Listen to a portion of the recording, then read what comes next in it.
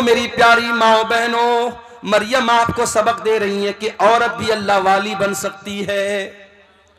मरियम अपने घर वालों को छोड़कर, अपने भाई बहनों को छोड़कर, अपने माँ बाप को छोड़कर मस्जिद का एक कमरा पकड़ करके अल्लाह की इबादत कर रही हैं।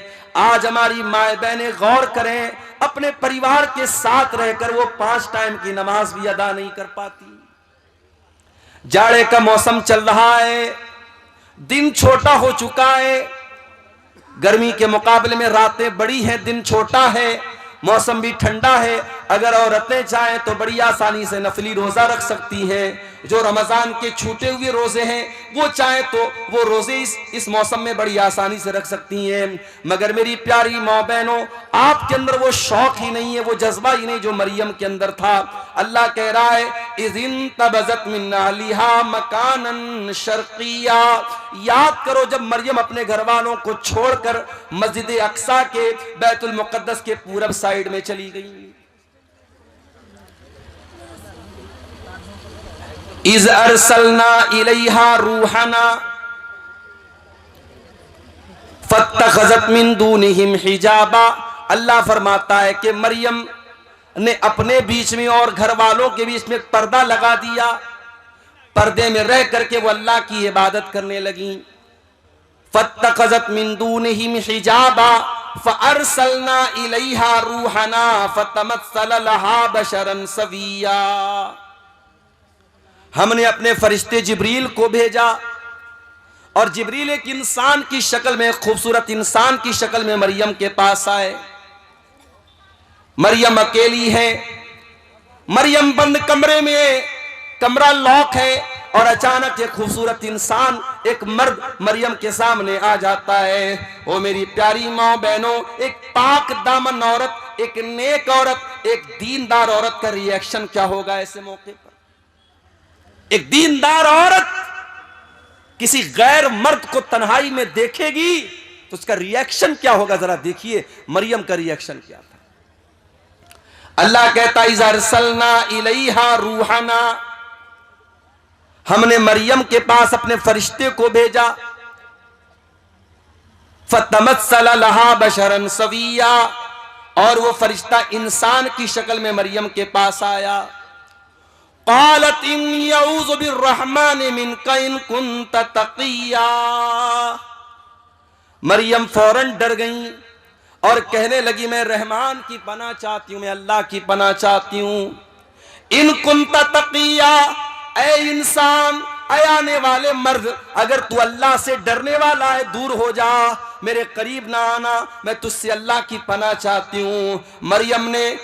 मरियम ने ये समझा कि ये कोई मर्द है, उनको मालूम नहीं था कि ये फरिश्ता है। मरियम ने उसको अल्लाह का नाम लेकर के उसको अल्लाह का डर याद दिलाया, अल्लाह का खौफ याद दिलाया। गुनाह के मौके पर अगर अल्लाह याद आ जाए तो ये दिल में ईमान के जिंदा होने की निशानी।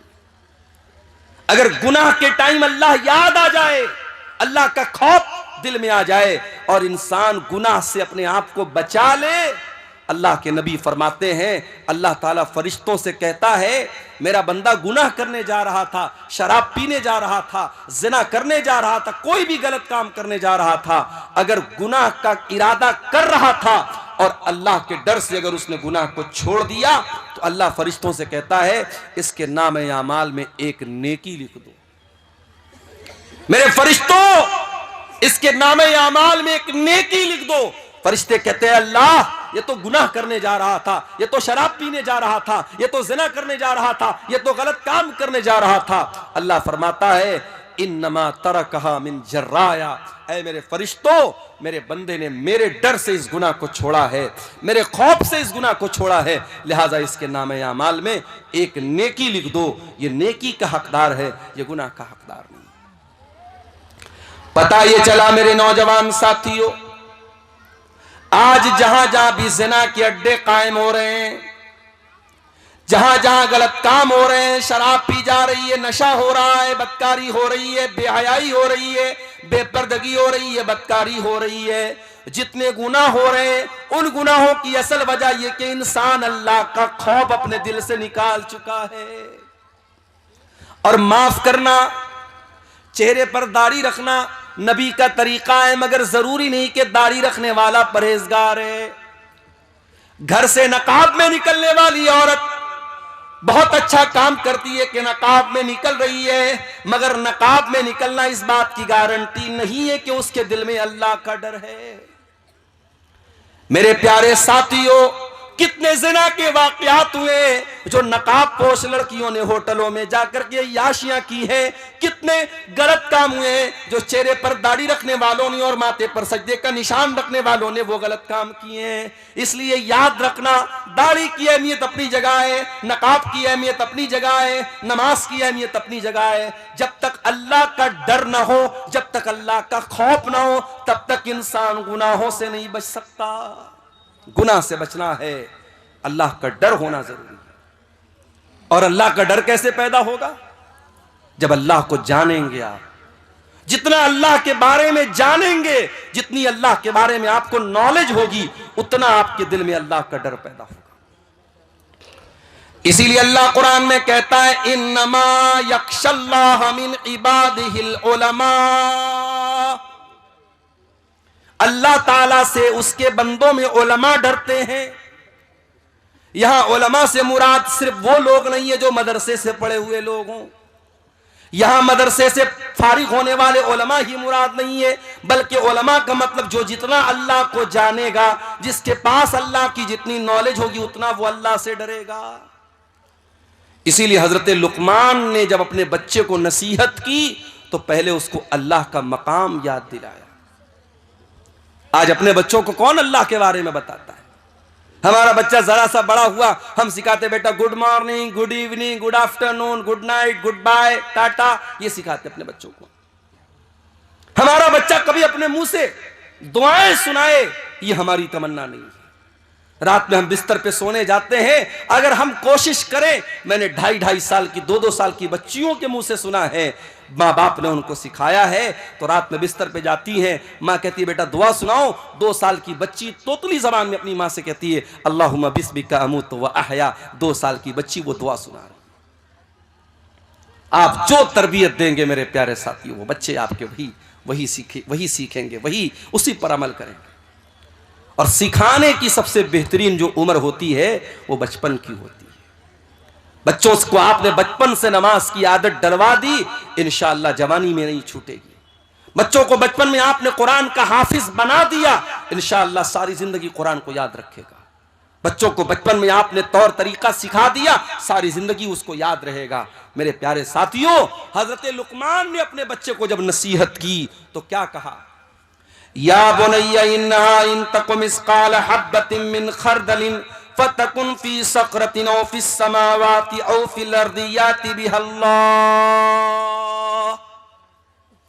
ऐ मेरे बच्चे, याद रखना अल्लाह ताला इतना पावरफुल है और इतना नॉलेज रखने वाला है। अगर एक राई के दाने के बराबर भी तूने कोई गलत काम किया, तूने कोई अच्छा काम किया, और वो राई के दाने के बराबर कोई चीज आसमानों के अंदर कहीं छुपी हुई है, जमीन के अंदर कहीं छुपी हुई है, किसी पहाड़ के चट्टान के नीचे छुपी हुई है, अल्लाह ताला उस राई के दाने के बराबर चीज को कयामत के दिन सामने ले आएगा। वो राई के दाने के बराबर चीज भी अल्लाह ताला की नजर से ओझल नहीं हो सकती, अल्लाह की नॉलेज से बाहर नहीं हो सकती। तू क्या समझता है तेरा कमरा बंद कर लेने से, तेरे कमरे की लाइट ऑफ कर देने से, तेरे अपने मोबाइल की हिस्ट्री को डिलीट कर देने से, तेरे व्हाट्सएप की चैटिंग को खत्म कर देने से तेरे गुनाहों पर पर्दा पड़ गया? अल्लाह को नहीं मालूम है, तू अल्लाह को बेवकूफ बना लेगा? नहीं मेरे भाई, अल्लाह को सब पता है। इसलिए अगर गुनाहों से बचना है, अल्लाह को पहचानो मेरे प्यारे साथी। हजरत मरियम कहती हैं इन्नी अऊज़ु बिर्रहमान मिनका इन कुन्त तक़िया। ऐ आने वाले इंसान, मैं रहमान की पनाह चाहती हूं, अगर तू अल्लाह से डरने वाला है, मेरे करीब ना आना, मेरे पास ना आना। अच्छा, फरिश्तों के अंदर शहवत नहीं होती। हजरत जिब्रील इंसान की शक्ल में आए हैं, मगर जिब्रील फरिश्ते हैं, और फरिश्ते के अंदर कभी डिजायर और शहवत और ख्वाहिश नहीं होती। मर्द के अंदर, इंसान के अंदर ख्वाहिश होती है। कोई कितना ही नेक इंसान हो, अगर उसके सामने औरत आएगी तो जो एक मर्द की जो के अंदर जो फितरी तौर पर औरत को पाने की जो तलब है, जो रिक्वायरमेंट है, वो जरूर कहीं ना कहीं उसके दिल में पैदा होगी। कोई मर्द अगर ये कहता है साहब, जैसे डॉक्टर जाकिर नायक का एक बड़ा वायरल हुआ था एक मामला, उन्होंने पड़ोसी मुल्क में जब उनका दौरा हुआ, उन्होंने कहा कि अगर किसी मर्द के सामने कोई औरत मेकअप करके बैठी है और काफी देर तक उसके सामने बातचीत कर रही है और मर्द को कोई फर्क नहीं पड़ रहा है, तो वो इसका मतलब कि वो मर्द गड़बड़ है, उसको अपना इलाज कराना है। बड़ा बवाल हुआ था उसके ऊपर। मगर डॉक्टर जाकिर नायक ने जो बात कही थी, डॉक्टर जाकिर नायक की बहुत सारी बातों से इख्तिलाफ भी है, लेकिन बहुत सारी बातें उनकी सही हैं, यहां वो बिल्कुल सही हैं। इसीलिए हमारी शरीयत कहती है अगर एक मर्द और एक औरत है तो बीच में तीसरा शैतान जरूर होता है। अगर एक गैर मर्द, एक औरत गैर मर्द से अकेले में मिलेगी, मौलाना साहब मसला पूछने जा रही हूं, मौलाना साहब की हालचाल लेने जा रही हूं, आलिम साहब है, ये तो बड़े नेक है, तकरीर करते हैं, बड़े दीनदार हैं, अगर एक औरत एक मर्द तन्हाई में मिलेंगे, चाहे वो मर्द उस दौर का सबसे बड़ा परहेजगार इंसान हो और वो औरत उस दौर की अल्लाह की वलिया हो, नेक औरत हो, अगर एक मर्द और एक औरत तन्हाई में मिलेंगे, अल्लाह के नबी फरमाते इल्ला वसालिसुहुम शैतान, तीसरा वहां शैतान जरूर होगा। इसीलिए इस्लाम में कोई एजुकेशन नहीं है मेरे भाई। क्लास में लड़का भी पढ़ रहा है, लड़की भी पढ़ रही है, जवान लड़का जवान लड़की, पढ़ाई कम होगी, वहां पे बदकारी और ज़िनाकारी ज्यादा होगी। आज आप जाके देख रहे हैं, अभी आज की न्यूज आपको बता रहा हूं, क्रिसमस का त्योहार मना करके एक औरत लड़की आ रही थी चेन्नई के अंदर, एक कॉलेज के अंदर, उसी कॉलेज में बिरयानी बेचने वाला एक नौजवान उस लड़की के साथ रेप करता है और उसको जख्मी भी करता है। बाद में जब मामला सामने आया, पुलिस केस बना, बड़ा बवाल हुआ, अब शायद उसको अरेस्ट भी कर लिया गया है।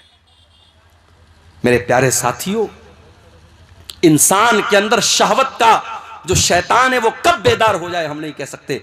इसीलिए अल्लाह तबारक व तआला ने मर्द और औरत जब जवान हो जाएं उनको निकाह का हुक्म दिया है, ताकि उनकी शहवत का सही इस्तेमाल हो, गलत दिशा में वो कदम ना उठाएं, गलत रुख पर वो ना जाए। हजरत मरियम ने जब ये कहा कि मैं रहमान की पनाह चाहती हूं, अब हजरत जिब्रील ने क्या जवाब दिया? काला इन्नमा अना रसूल रब्बिकी लिअहब लकी गुलामन ज़किया। कहा है मरियम, तू गलत समझ रही है, मैं कोई इंसान नहीं हूं, मैं अल्लाह का फरिश्ता हूं और मैं इसलिए तेरे पास आया हूं ताकि मैं तुझको ये खुशखबरी दे दूं कि तुझे बहुत जल्द एक बच्चा पैदा होने वाला है, बहुत नेक बच्चा, बहुत पाक साफ बच्चा, बहुत अच्छा बच्चा। अच्छा, आपने गौर किया होगा जब बच्चा पैदा होता है तो रोता है, और मेडिकल साइंस के हिसाब से बच्चे को रोना जरूरी भी है। बच्चा नहीं रोता है तो प्रॉब्लम हो जाती है, बास बच्चे नहीं रोते हैं तो बाद में बड़ी बीमारियां पैदा हो जाती, बास बच्चे तो बोल ही नहीं पाते अगर पैदाइश के समय वो नहीं रोते हैं तो। मगर अल्लाह के नबी फरमाते जब बच्चा पैदा होता है तो शैतान उसे कचोका मारता है, चोट पहुंचाता है, शैतान उसे मारता है और वो बच्चा रोता है। और शैतान दुनिया के हर बच्चे को मारता है, मगर एक बच्चा ऐसा था जिसको शैतान मार नहीं सका, और वो बच्चा कौन था? वो मरियम का बच्चा था, उसका नाम ईसा बिन मरियम था।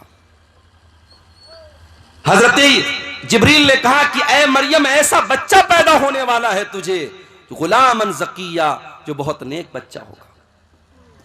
क़ालत अन्ना यकूनु ली गुलाम वलम यमससनी बशरुन वलम अकु बगिया। मरियम कहने लगी मुझे बच्चा कहां से होगा, मैं तो कुंवारी हूं, मैं तो वर्जिन हूं, मेरी शादी नहीं हुई है, आज तक किसी इंसान ने मुझे टच नहीं किया है, और ना मैं ज़िनाकार औरत हूं, मैं बदकार औरत हूं, ये बच्चा कैसे मुझे पैदा होगा? काला कज़ालिक, हजरत जिब्रील ने कहा कि अल्लाह का हुक्म है और तुम्हें बच्चा पैदा होगा। काला रब्बुकी हुवा अलैया हय्यिन, आपका परवरदिगार ये कह रहा है कि ये मेरे लिए आसान है, वलिनजअलहु आयतन लिन्नासी, और अल्लाह ताला आपके बच्चे को बगैर बाप के पैदा करेगा ताकि वो बच्चा दुनिया के लिए एक निशानी बन जाए। वकाना अम्रम मक़दिया, और ये अल्लाह का हुक्म है जो पूरा होकर के रहेगा। अब मरियम प्रेग्नेंट हो गई। अब ये वजाहत कुरान में नहीं है कि ये प्रेगनेंसी पूरे 9 महीना रही या चंद दिन रही। फहमलतहु, मरियम के पेट में ईसा अलैहिस्सलाम वजूद में आ गए। मरियम के पेट में ईसा अलैहिस्सलाम वजूद में आ गए। मरियम को हमल ठहर गया। फंतबज़त बिही मकानन क़सिया, और जब मरियम ने यह देखा कि पेट ज्यादा फूल गया है और अब लोग सवाल उठाएंगे, मरियम वहां से बहुत दूर निकल गई, आबादी से दूर चली गई, मस्जिद अक्सा से दूर चली गई ताकि लोगों के सवालों का जवाब न देना पड़े। फहमलतहु फंतबज़त बिही मकानन क़सिया, मरियम के पेट में ईसा अलैहिस्सलाम आ गए और मरियम अपने हमल के साथ, अपने पेट के बच्चे के साथ मस्जिद अक्सा से दूर चली गई।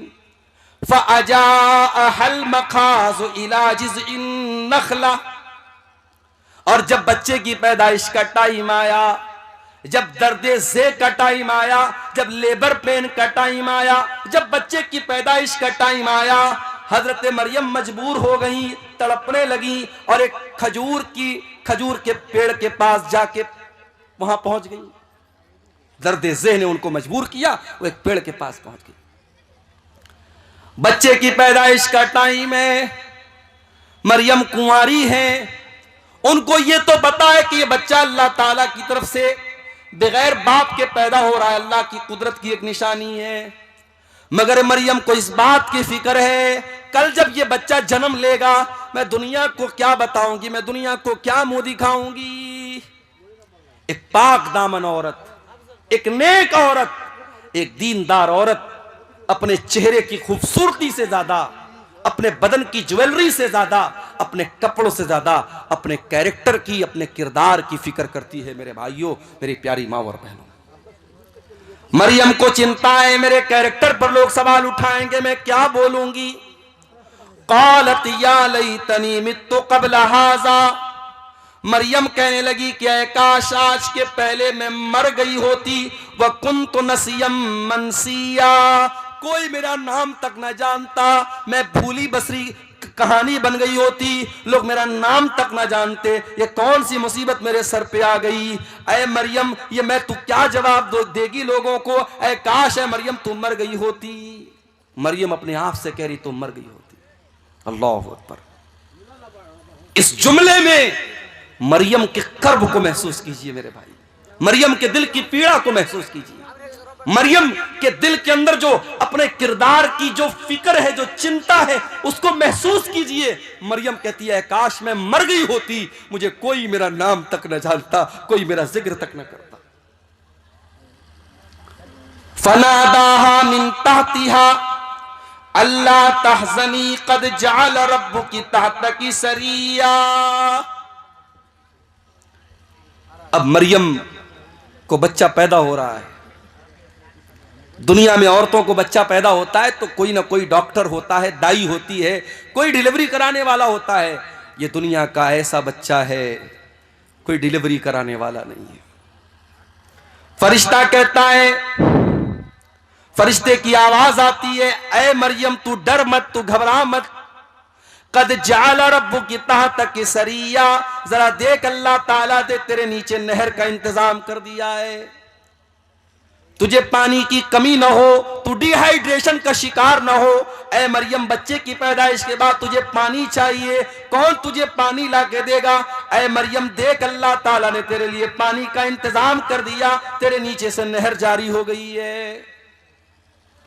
वहुज़्ज़ी इलैकी बिजिज़इन नख़ला, और ऐ मरियम जरा इस खजूर के पेड़ को तू हिला के तो देख, जब तू इसको हिलाएगी। वहुज़्ज़ी इलैकी बिजिज़इन नख़लति तुसाक़ित अलैकी रुतबन जनिया, तो तेरे ऊपर पकी हुई खजूरें गिरेंगी, ये पकी हुई खजूर तू खा लेना।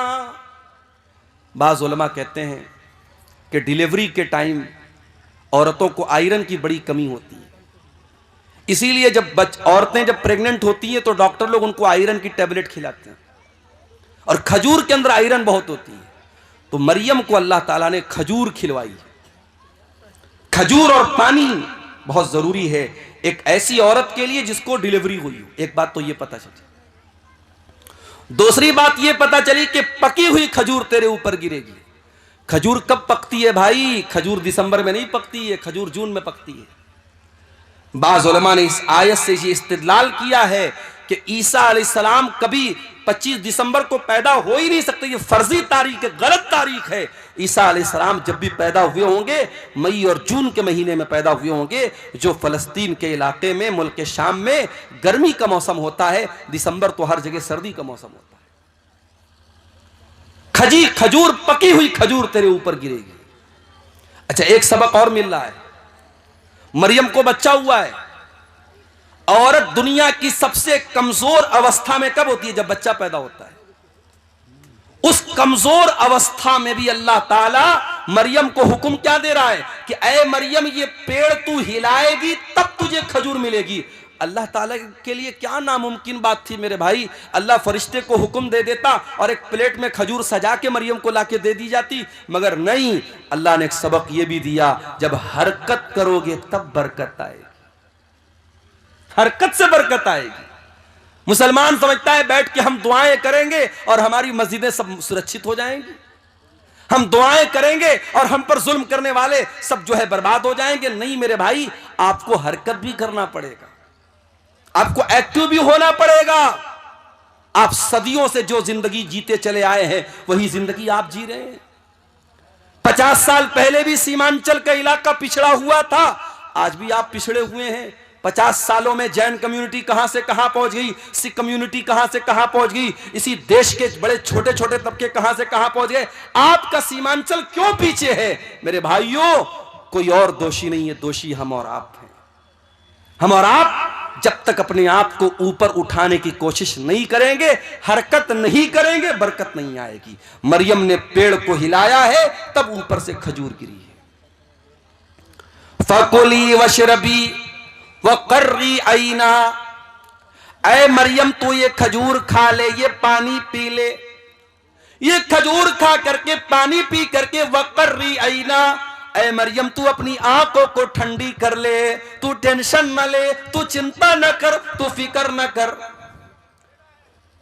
फकुली वशरबी वकर्री आईना फइम्मा तरयिन्न मिनल बशरि अहदन फकूली इन्नी नज़रतु लिर्रहमानि सौमन फलन उकल्लिमल यौमा इंसिया।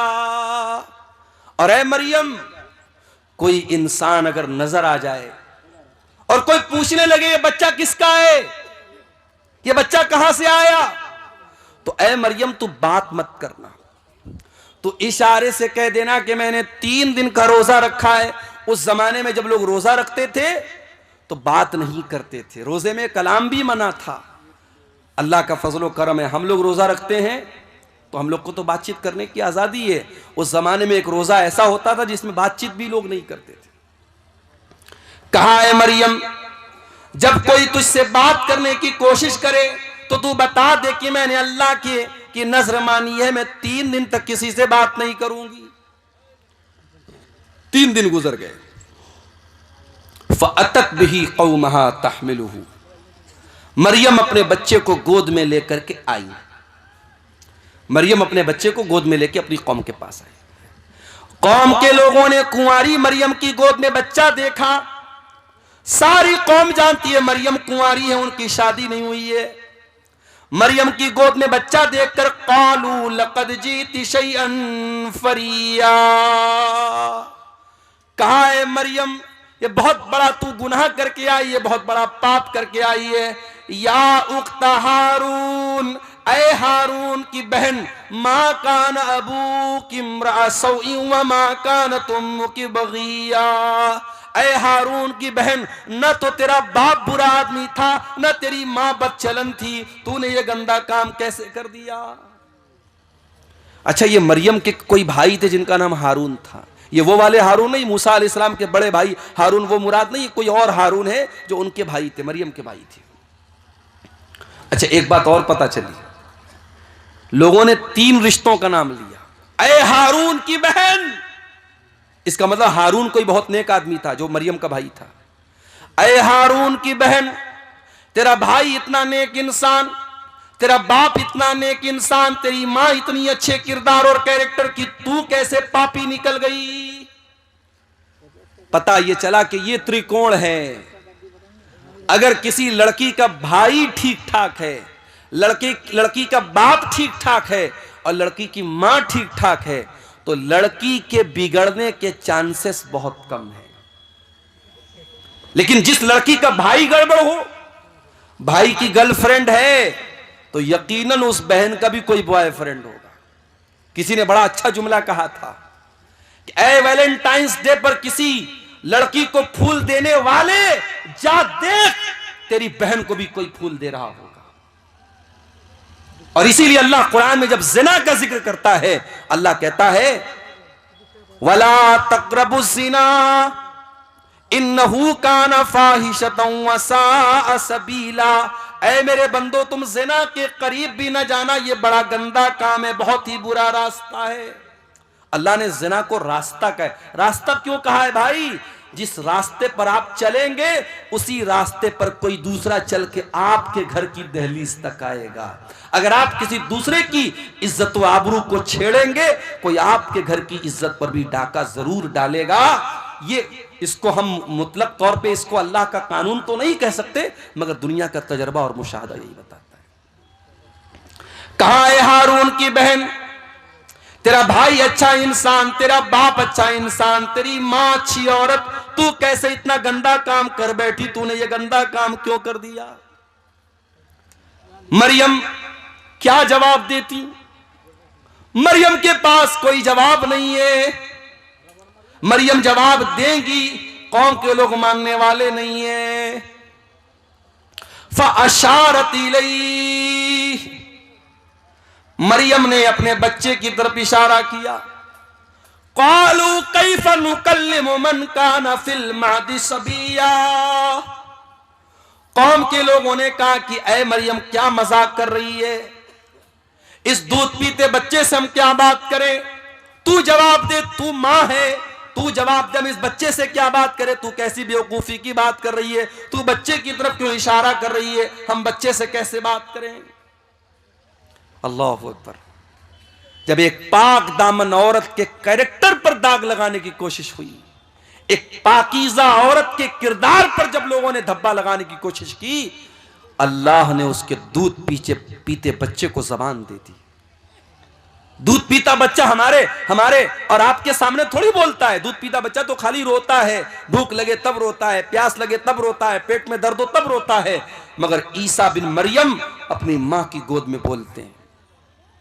क़ाल इन्नी अब्दुल्लाह आतानी अल किताब वजअलनी नबिय्या वजअलनी मुबारकन ऐनमा कुन्तु वअौसानी बिस्सलाति वज़्ज़काति मा दुम्तु हय्या वबर्रम बिवालिदती वलम यजअलनी जब्बारन शक़िय्या। अल्लाहु अकबर। ईसा बिन मरियम अपनी मां की गोद से कहते, ऐ लोगों, कान खोल करके सुन लो, मेरी मां पर कोई इल्जाम मत लगाओ, मेरी मां के ऊपर कोई गंदा इल्जाम मत लगाओ। आओ मैं बताता हूं मैं कौन हूं। मैं ईसा हूं। I am the slave of God, I am the slave of Allah. मैं अल्लाह का बंदा हूं, मैं अल्लाह का बेटा नहीं हूं। ईसाई कहते कि हम ईसा अलैहिस्सलाम को मानते हैं। उनके चर्चों के बाहर ईसा अलैहिस्सलाम की बातें लिखी होती हैं। उनके चर्च के ऊपर ईसा अलैहिस्सलाम की फोटो लगी रहती है। वो क्रिसमस पर ईसा अलैहिस्सलाम की मूर्ति बना के दुनिया को दिखाते ईसा कैसे पैदा हुए। मगर ईसाइयों से जाके जरा पूछो कि ऐ ईसाइयों, तुमसे बड़ा बदनसीब कौन होगा कि जिस पैगंबर से तुम मोहब्बत का दावा करते हो, उस पैगंबर ने दुनिया में जन्म लेने के बाद सबसे पहली बात जो उस नबी की जबान से निकली है तुम उसी पर ईमान नहीं रखते हो। वो नबी कह रहा है मैं अल्लाह का बंदा हूं और तुम कहते हो ईसा अल्लाह के बेटे थे। कितना फर्क है तुम्हारे अकीदे में और ईसा अलैहिस्सलाम की तालीमात में। ईसा अलैहिस्सलाम दुनिया में जन्म लेने के बाद पहली बात ये कह रहे हैं इन्नी अब्दुल्लाह, मैं अल्लाह का बंदा हूं और ऐ लोगों अल्लाह ने मुझे किताब दी है।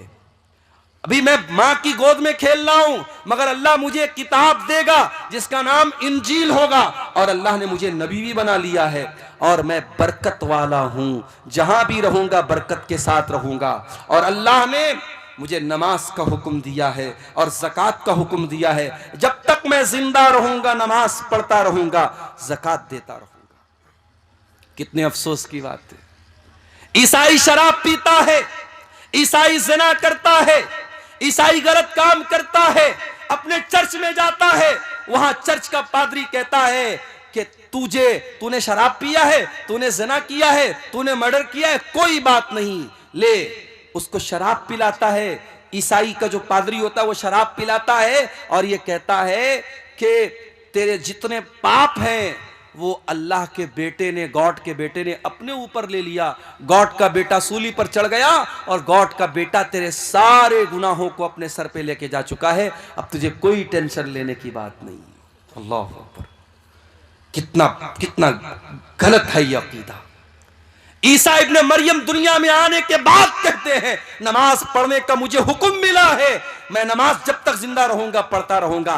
पता ये चला इस्लाम में कोई शॉर्टकट नहीं है कि तुम्हारी नमाज कोई और पढ़ लेगा, तुम्हारी मगफरत कोई और करवा देगा। नहीं, तुमको नमाज पढ़नी पड़ेगी, तुमको रोजा रखना पड़ेगा, तुमको ज़कात देनी पड़ेगी। ईसा इब्ने मरियम कहते जब तक मैं जिंदा रहूंगा अल्लाह ने मुझे हुक्म दिया है कि मैं नमाज पढ़ता रहूं, मैं ज़कात अदा करता रहूं।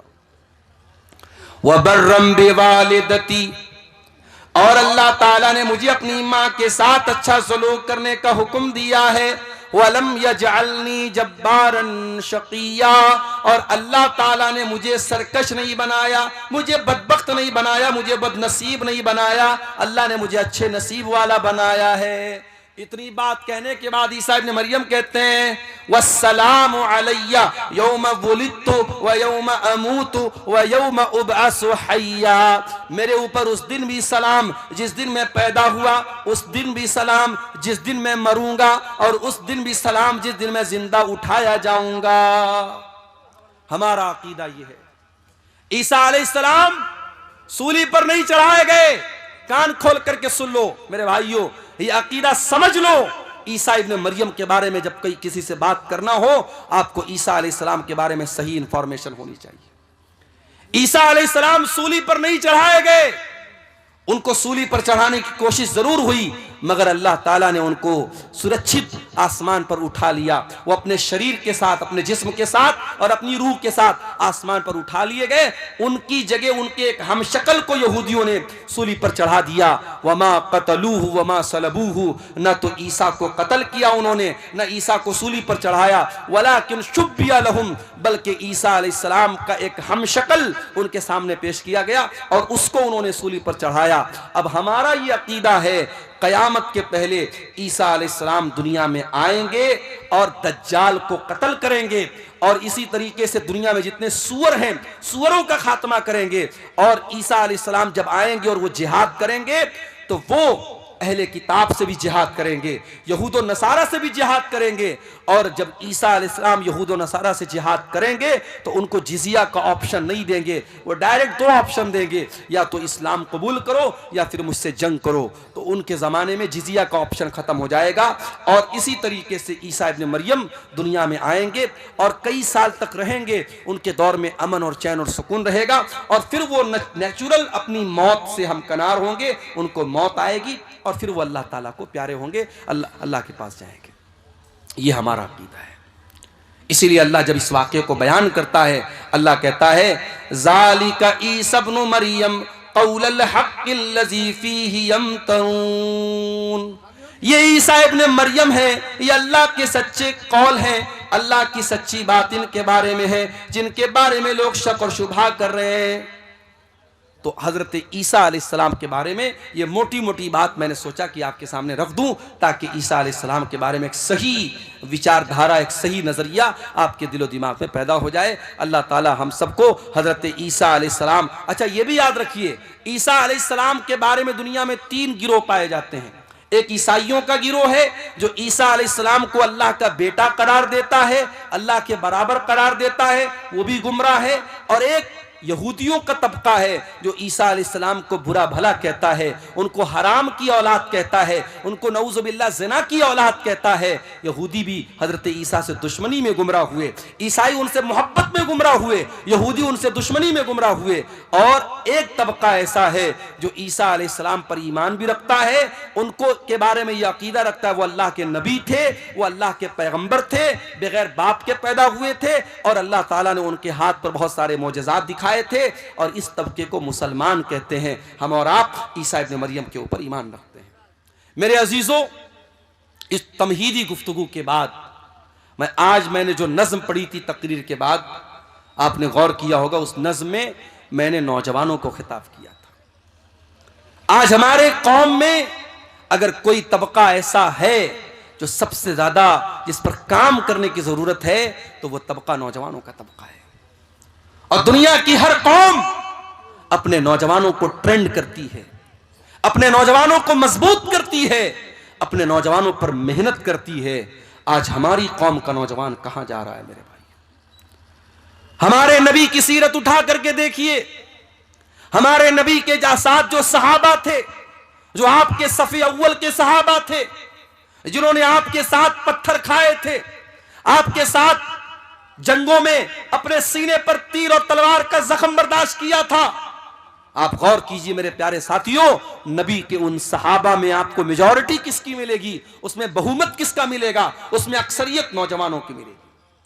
अब्दुल्ला बिन मसूद कौन है? नौजवान है। मुसअब बिन उमैर कौन है? नौजवान है। हजरत खालिद बिन वलीद कौन है? नौजवान है। उस्मान गनी कौन है? नौजवान है। तलहा कौन है? नौजवान है। जुबैर कौन है? नौजवान है। अली बिन अबी तालिब कौन है? नौजवान है। मेरे नबी के सहाबा में वो सहाबा जो मेरे नबी के बॉडीगार्ड बन करके चला करते थे, जिन्होंने मेरे नबी के साथ हर मुश्किल को बर्दाश्त किया है, उसमें मेरे प्यारे साथियों बढ़ चढ़ करके हिस्सा लेने वाले नौजवान सहाबा थे। नौजवान आगे थे। और यही वजह है कि कुरान करीम में अल्लाह ताला नौजवानों को हाईलाइट करके बयान करता है। परसों जुमा का दिन आने वाला है।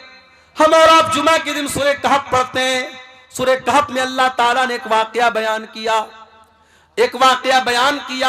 कि अल्लाह ताला के कुछ बंदों ने, एक मुशरिक बादशाह के दौर में वो रहते थे, जब बादशाह ने उनको मजबूर किया इस्लाम को छोड़ने के लिए, तौहीद को छोड़ने के लिए, तो उन अल्लाह के बंदों ने अपनी तौहीद को बचाने के लिए, अपने ईमान को बचाने के लिए अपने बाप का महल छोड़ दिया, अपने माँ बाप की हवेली को छोड़ दिया और एक गुफा में, एक पहाड़ के गार में जा करके सो गए। और 309 साल तक अल्लाह ताला ने उनको जिंदा सही सलामत सुलाए रखा।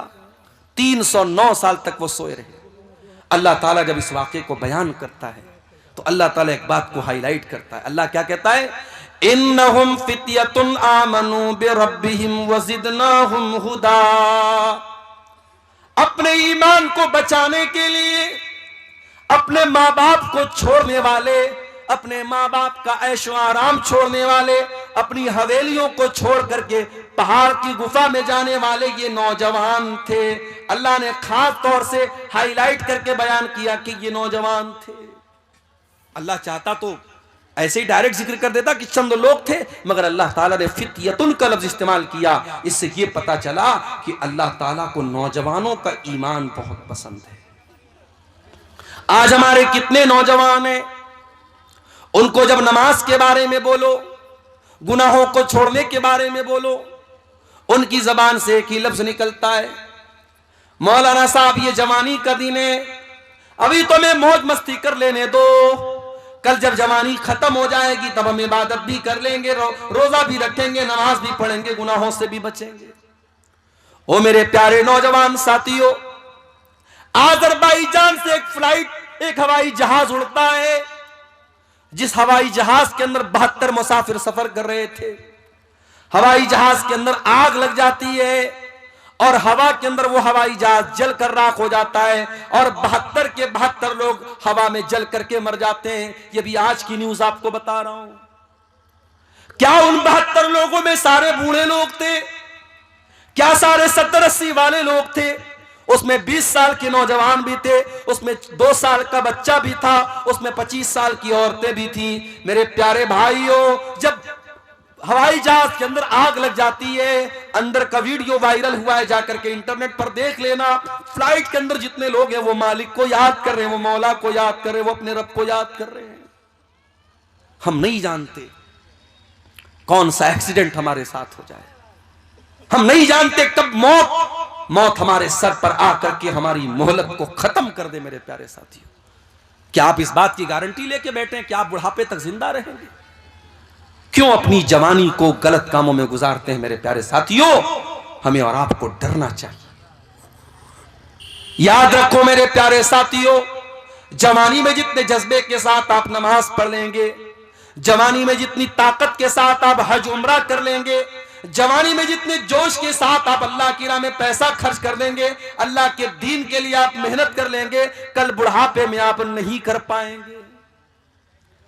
मैंने वहां मक्के में देखा, सफा मरवा के दरमियान सही कर रहे थे हम लोग, कितने बूढ़े लोगों को मैंने देखा, बूढ़ी औरतों को देखा, बेचारी चलते चलते थक गई, हांफने लगी। कितने मर्दों को मैंने देखा व्हील चेयर पर, वो खाने काबा का तवाफ कोई कुर्सी पर लेकर के करा रहा है व्हील चेयर पे। वो इस लायक नहीं है कि वो खाने काबा के करीब जाकर के, अल्लाह के घर के पास जाकर के अपनी बॉडी पर, अपने शरीर पे चल के वो खाने काबा का तवाफ कर सके। जवानी होती है, लोग बोलते हैं हज कर लो, उमरा कर लो, लोग नहीं करते हैं, लोग टाल देते हैं कि चलो बुढ़ापे में कर लेंगे, लड़की की शादी के बाद कर लेंगे, मकान बनवाने के बाद कर लेंगे। मेरे प्यारे साथियों, इस बात की क्या गारंटी है कि अगर लड़की की शादी के बाद आप जिंदा रहोगे या लड़की की शादी तक आप जिंदा रहोगे?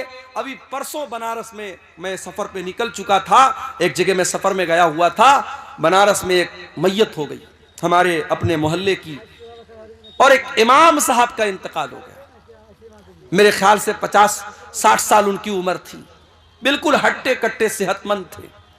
फजर की नमाज पढ़ने गए और फजर की नमाज पढ़ करके जब वापस घर पे आए हैं, फालिज का हमला हुआ है, ब्रेन हेमरेज हुआ है और हॉस्पिटल ले जाते जाते उन्होंने दम तोड़ दिया। इस तरीके की अचानक मौतें, यकीन कीजिए, हर हफ्ते हमारे सामने आती हैं, हर महीने हमारे सामने आती हैं। लेकिन हम बड़े गाफिल लोग हैं। किसी मदरसे में, किसी स्कूल में इम्तिहान का टाइम करीब आता है, जो बच्चा साल में कभी पढ़ाई नहीं करता है, अगर उसको पास होना है, अगर उसको अगली क्लास में जाना है, तो वो नादान बच्चा भी सोचता है नहीं यार, साल भर नहीं पढ़ा, चलो कोई बात नहीं, इम्तिहान आ गया, एग्जाम आ गया, अब तो थोड़ी पढ़ाई कर लूं। वो मेहनत करता है, पढ़ाई करता है, उसको मालूम है अगर अब मैंने मेहनत नहीं की तो मैं पास नहीं हो पाऊंगा। मेरे प्यारे साथियों, क्या हमारा और आपका इम्तिहान करीब नहीं है?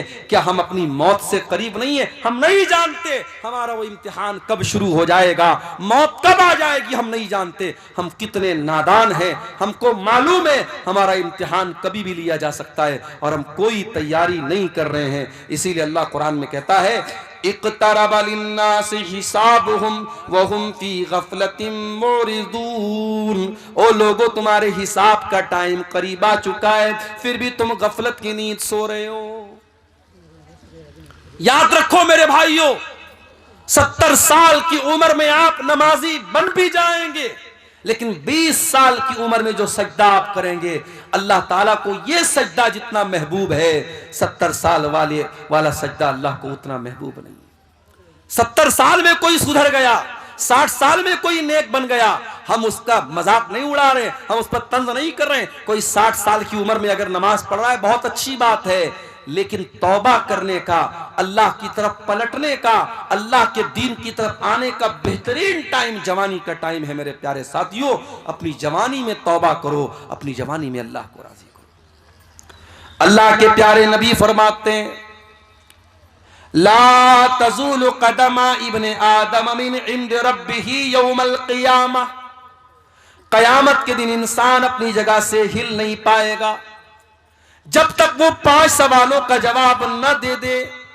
इन 5 सवालों का जवाब अब्दुल गफ्फार साहब को भी देना पड़ेगा, इन 5 सवालों का जवाब हुसैन सलफी साहब को भी देना पड़ेगा, हमारे नाज़िम इजलास साहब को भी देना पड़ेगा, उस्मान मुखिया साहब को भी देना पड़ेगा, पढ़े लिखे को भी देना पड़ेगा, अनपढ़ को भी देना पड़ेगा, दौलतमंद को भी देना पड़ेगा, गरीब को भी देना पड़ेगा, सीमांचल के लोगों को भी देना पड़ेगा, नॉर्थ इंडिया के लोगों को, साउथ इंडिया के लोगों को, सारे बंदों को, सारे इंसानों को देना पड़ेगा। ला तज़ूलु क़दमा इब्ने आदम, जो आदम का बेटा है, जो इंसान है, जो मर्द है, जो औरत है, हर इंसान को, हर मर्द औरत को इन 5 सवालों का जवाब देना है। अल्लाह अकबर।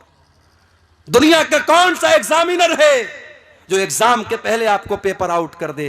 पेपर आउट हो जाए तो एग्जाम कैंसिल हो जाता है। उस मालिक का करम देखो, उस रब्बुल आलमीन की रहमत देखो, उसने कयामत के दिन का पर्चा आउट कर दिया। जा मेरे बंदे तू तैयारी कर ले। 5 सवाल का जवाब सबको देना है, हिल नहीं सकते। पहला सवाल होगा अनुम्रिही फीमा अफना, ऐ इंसान तूने अपनी जिंदगी को कहां गुजारा? जब तक तू बच्चा था, ना बालिग था, ना समझ था, तेरे गुनाह नहीं लिखे जाते थे, तेरी गलतियां नहीं लिखी जाती थी। जब तू 12-13 साल का हो गया, लड़की को पीरियड आने लगा, लड़के को दाढ़ी मूछ के बाल आने लगे, सेरेना बाल आने लगे, लड़का बालिग हो गया, लड़की बालिग हो गई। अब बालिग होने के बाद से लेकर के अपनी मौत तक, चाहे तू 50 साल तक जिंदा रहा, 60 साल तक जिंदा रहा, 70 साल तक जिंदा रहा, जितनी तुझको जिंदगी मिली मेरे बंदे, तूने बालिग होने के बाद से लेके अपने आखिरी दिन तक तूने क्या क्या किया? चल पूरी जिंदगी का हिसाब दे। अल्लाह अकबर। 50 साल में, 60 साल में, बालिग होने के बाद से लेकर के, बचपन का हिसाब नहीं लिया जाएगा। बचपन में जब इंसान ना समझे उसका अल्लाह के हिसाब नहीं होगा।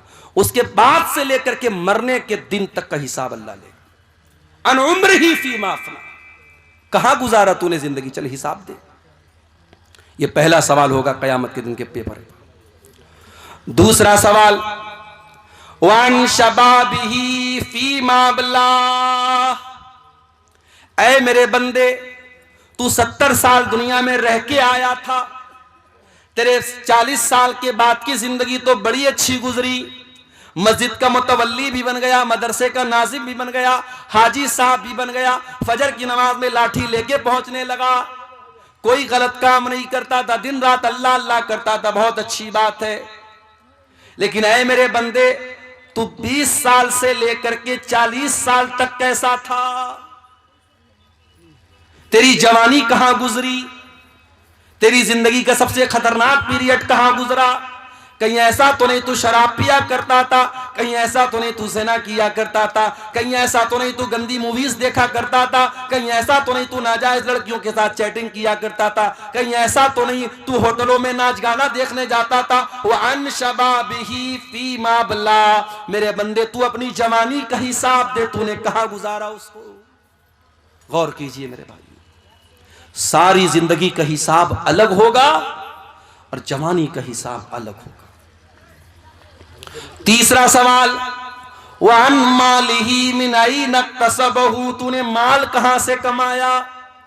क्रिप्टो से कमाया, ड्रीम 11 से कमाया, मेटा ओजोन से कमाया, ऑनलाइन हराम एप्स के जरिए कमाया, सट्टा बाजार के जरिए कमाया, जुआ खेल करके कमाया, क्रिकेट पर सट्टा लगा करके कमाया, कैसे कमाया तूने?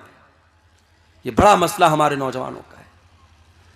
बेरोजगारी बढ़ रही है तो हमारा नौजवान ऑनलाइन जितने जुआ वाले और सट्टा वाले ऐप्स हैं, हमारा नौजवान बड़ी आसानी से उनके चंगुल में फंस जाता है। बेरोजगारी है, कोई काम नहीं है, नौजवान सोचते चलो यार अच्छा है, बैठे बिठाए पैसा आ जाएगा। मेहनत नहीं करना चाहता, कारोबार नहीं करना चाहता। मेरे भाइयों, आज मुसलमान अगर बिजनेस में पीछे है तो अपनी करतूत से पीछे है। वल्लाह हमने गुजरात में देखा, मैं गुजरात में अहमदाबाद में गया, नडियाड में गया, सूरत में गया, मुसलमान अपने बच्चों को नौकरी नहीं करवाते। व्यापारी का बेटा व्यापारी, मारवाड़ी का बेटा मारवाड़ी, मुसलमान वहां अपने बच्चे को व्यापारी बनाता है। चाहे वो छोटी सी दुकान खोल के बैठा है मगर कारोबार कर रहा है, उसका माइंड कारोबारी है।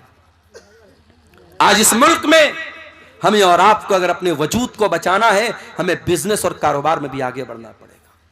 और मैं ये बात इसलिए कर रहा हूं क्योंकि अगर हमने अपने आप को बिजनेस में आगे नहीं बढ़ाया, आगे आने वाले दिनों में बड़ी कठिनाइयां आएंगी। इन मदरसों, इन मस्जिदों और हमारे दीन की बुनियादों पर जो दिन रात हमले हो रहे हैं, इन हमलों से अपना डिफेंस करने के लिए भी हमें पैसे की जरूरत पड़ेगी। आज हम जानते हैं सुप्रीम कोर्ट और हाई कोर्ट में वकीलों की फीस कितनी महंगी होती है। अभी हमारे उत्तर प्रदेश में मदरसों का केस चल रहा था, हाई कोर्ट का फैसला आ गया कि सारे मदरसे जो है गलत हैं, बंद कर दिया जाए। और 10,000 से ज्यादा जो टीचर थे उनकी नौकरी खतरे में पड़ गई।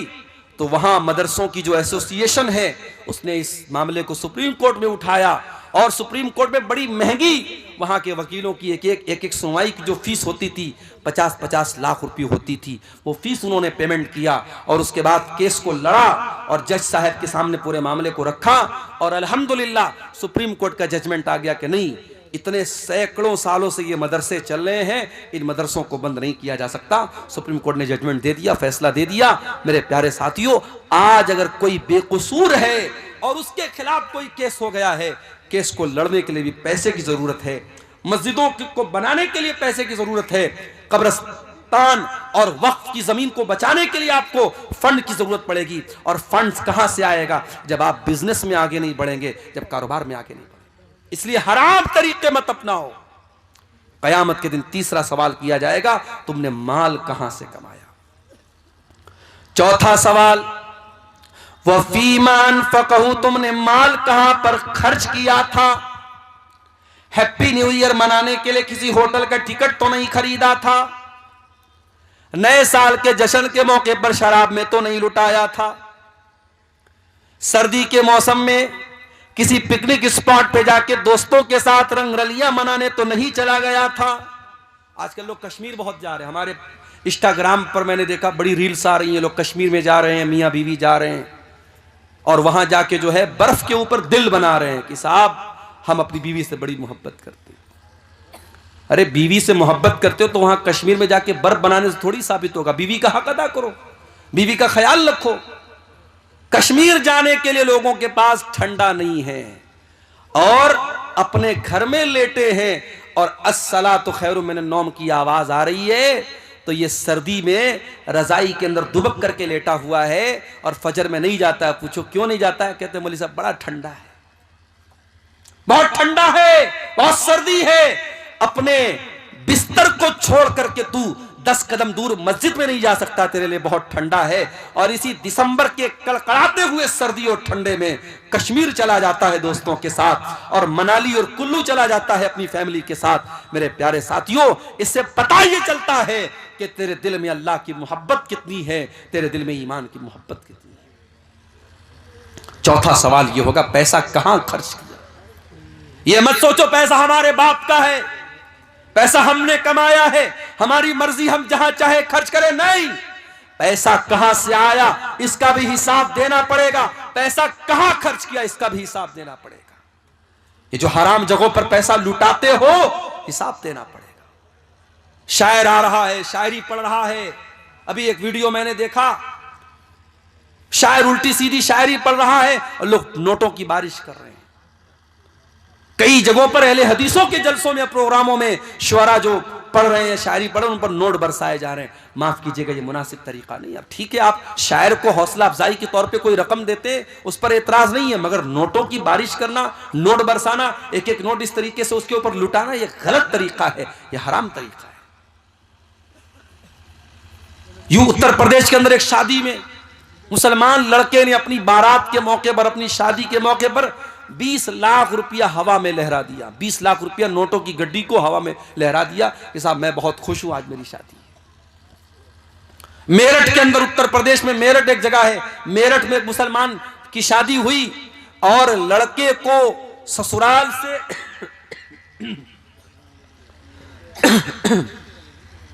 लड़के को ससुराल से 2.5 करोड़ रुपए की रकम मिली और मौलाना साहब जो निकाह पढ़ाने आए तो उनको 11 लाख रुपए कैश मिला। हमारे यहां जब ये न्यूज आई तो हमारे बहुत सारे मदरसे के टीचरों ने कहा कि चलो अब वही मेरठ में चल के हम लोग निकाह पढ़ाते हैं। 11 लाख रुपया एक निकाह का मिल रहा है। तो मुसलमान पैसा लुटा रहा है भाई। आज आप जाके देख ले, जितने खाने पीने की दुकानें हैं वहां गैर मुस्लिमों की भीड़ आपको नहीं मिलेगी, मुसलमानों की मिलेगी। ये कबाब की दुकानें, ये बिरयानी की दुकानें, ये चटर पटर सामानों की दुकानें कौन मिलेगा? मुसलमान मिलेगा। अभी मैं कटिहार स्टेशन के बाहर देखा, कोई चाय वाला था, चाय की दुकान पे वो चाय बेच रहा है, हांडी वाली चाय, बड़ी मशहूर चाय भाई। उसकी चाय पीने ज्यादा नौजवान मुसलमान जा रहे हैं और चाय भी पी रहे हैं, साथ में सिगरेट का धुआं भी उड़ा रहे हैं। दौलत अल्लाह की बहुत बड़ी नेमत है मेरे भाई।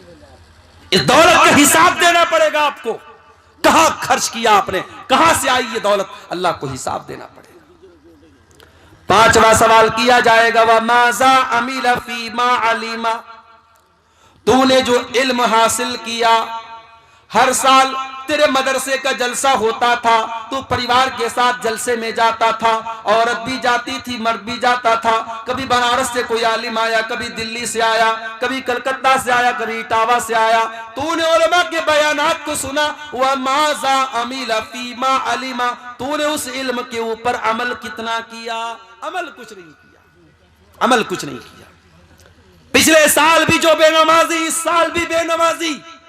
पिछले साल भी जो सूद खाता था, इस साल भी सूद खा रहा है। पिछले साल जो जुआ खेलता था, इस साल भी जुआ खेल रहा है। पिछले साल जो ज़िना में मुलव्विस था, इस साल भी ज़िना में मुलव्विस है। मेरे प्यारे साथियों, अगर इतनी तकरीरों और जलसों के बावजूद अगर हम अमल नहीं करते हैं, माफ कीजिए, ये एनर्जी, ये पैसा, ये सरमाया, ये कैपिटल जो लग रहा है इन जलसों पर, इन तकरीरों में, सब बर्बाद ना हो जाए, कहीं कयामत के दिन हमारे लिए मुसीबत न बन जाए। क्योंकि अल्लाह पूछेगा, व माज़ा अमिला फीमा अलिमा, तूने जो इल्म हासिल किया उस इल्म के ऊपर तूने अमल कितना किया।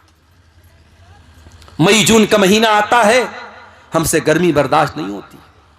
जिसके घर में अल्लाह ताला ने ताकत दी वो एसी लगवाता है, जिसके घर में इस्तिताअत एसी की नहीं वो कूलर लगवाता है, जिसके घर में कूलर नहीं कम से कम पंखा चल रहा है। हमसे गर्मी बर्दाश्त नहीं होती, हम ट्रेन का सफर करते हैं, हम कोशिश करते हैं एसी में सफर करें। गर्मी के मौसम में हम स्लीपर में सफर नहीं कर सकते। मेरे प्यारे साथियों, कभी आपने सोचा और गौर किया कि कब्र की उस 2 गज जमीन के अंदर जब आप जाएंगे, वहां कौन आपको एसी देगा, वहां कौन आपको कूलर देगा, वहां कौन आपको पंखा देगा? अल्लाह के नबी फरमाते हैं, अगर मरने वाले का अमल ठीक नहीं है, उसका अकीदा ठीक नहीं है, उसकी कब्र को उसके ऊपर तंग कर दिया जाएगा, उसकी कब्र को टाइट कर दिया जाएगा। इतना टाइट कर दिया जाएगा उसके बदन की पसलियां एक दूसरे के साथ मिल जाएंगी और बहुत ही खतरनाक किस्म का फरिश्ता आएगा और ऐसी शक्ल में आएगा, बड़ी हैबतनाक शक्ल में आएगा और हथौड़े से उसके सर पे मारेगा और वो चिल्लाएगा। वो मरने वाला जो कब्र में है वो चिल्लाएगा और उसके चिल्लाने की आवाज को इंसान और जिन्नात के अलावा सारी मखलूकात सुनेंगी, सारे जानवर सुनेंगे। वहां उस कब्र के अजाब से बचने की मेरे भाइयों हमने क्या तैयारी की? कयामत के दिन जब सूरज 1 मील की दूरी पर होगा, गर्मी से लोग बेहाल होंगे, पसीने में डूबे हुए होंगे। अल्लाह के नबी फरमाते हैं, सबातुन युज़िल्लुहुमुल्लाहु फी ज़िल्लिही यौमा ला ज़िल्ला इल्ला ज़िल्लुहु। कयामत के दिन 7 लोग ऐसे होंगे जिनको अल्लाह ताला अपने अर्श का साया देगा और जिसको अल्लाह ताला अर्श का साया दे देगा उसको एसी की जरूरत नहीं पड़ेगी, उसको कूलर की जरूरत नहीं पड़ेगी, उसको गर्मी ही नहीं लगेगी, उसको पसीना ही नहीं बहेगा। समझो अल्लाह ताला अपनी स्पेशल एसी दे देगा कयामत के दिन। किसको?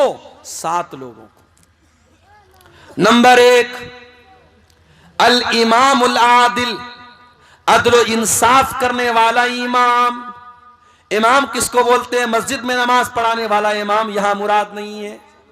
इमाम से मुराद वो इंसान है जिसके हाथों में लोगों की बागडोर हो, जो अपने इलाके का सरपंच हो, अपने इलाके का सरदार हो, अपने शहर का जिम्मेदार हो, अपने रियाया का बादशाह हो, अपने इलाके का वजीर हो, जिसके हाथ में हुकूमत हो, प्रशासन हो, एडमिनिस्ट्रेशन हो, उसको अल्लाह के नबी ने इमाम कहा है। और इमाम की पहचान ये होनी चाहिए वो इमाम आदिल हो, जिसके हाथ में हुकूमत हो, वो किसी के साथ अन्याय न करे, अत्याचार न करे, जुल्म न करे।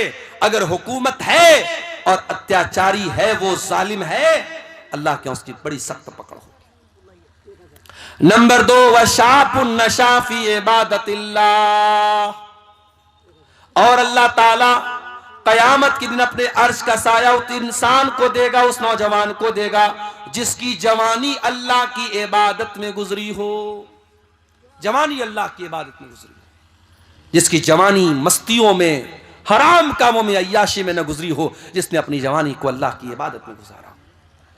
शेख सादी कहते हैं, दर जवानी तौबा करदन शेवे पैगंबरी, वक्त पीरी गुर्गे जालिमी शवत परहेजगार। अरे जवानी में तौबा करो, जवानी में तौबा करना और अल्लाह की तरफ लौट के आ जाना, ये पैगंबरों का तरीका है, ये नबियों का तरीका है। बुढ़ापे में तो जालिम भेड़िया भी शरीफ बन जाता है। बुढ़ापे में तौबा कर ली तो कौन सा कमाल कर लिया। तौबा करना है तो जवानी में करो, नमाज की आदत डालना है जवानी में डालो। हज और उम्रा अगर अल्लाह ने दौलत दी है, हज और उम्रा जवानी में जाके करो, अपनी बीवी को लेके जाओ, जवानी में कराओ मेरे प्यारे साथियों। और जवानी में जब आप हज और उम्रा करेंगे उसकी एक अलग लज्जत मिलेगी आपको। उसके बाद फरमाया, वरजुलानी तहाब्बा फिल्लाही इज्तमा अलैहि व तफर्रका अलैहि। और 2 लोग आपस में मोहब्बत करते हो अल्लाह के लिए, मिलते हो तो अल्लाह के लिए, जुदा होते हो तो अल्लाह के लिए। मुझे मालूम है सीमांचल के इस इलाके में बहुत मोहब्बतें भी मुझको मिलती हैं।